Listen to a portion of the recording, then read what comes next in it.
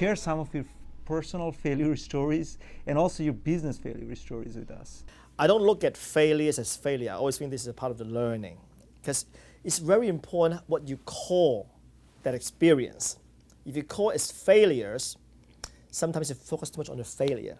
You try to avoid not making the same mistake again. And that's what you focus is what you get, right? So I try to focus on as failure. I also say, you know what, this is just part of my learning. I have that mindset. The world and everybody I come into contact in this world is here to help me.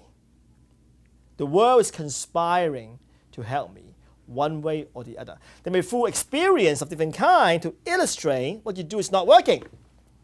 But it's not about the failure side. But one of the setbacks is a few times in my career, when I start my business, that I have not enough money to make my payroll. I have no money for my payroll, which is like a couple $100,000, each payroll, and I have no money to pay. So I have to mortgage my house to meet the payroll. And that's one or two times in my business life that I grew the company too fast. The company actually growing too fast, and expenses grow too fast along with the businesses. And when the economy turns, the revenue comes down, and my expenses still very high. I was get caught. I almost have to close the business because of that.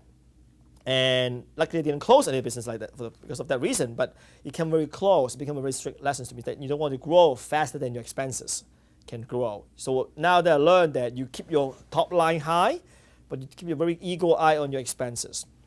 Personally, my other failures that I would say is, I just spend so much time at work because I'm so passionate about it. Sometimes I'm not very good at balancing my personal life with the success, and sometimes that cause pressure or strain in your personal life.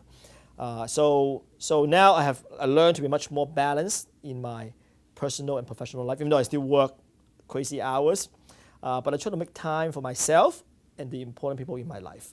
So that's what I learned from.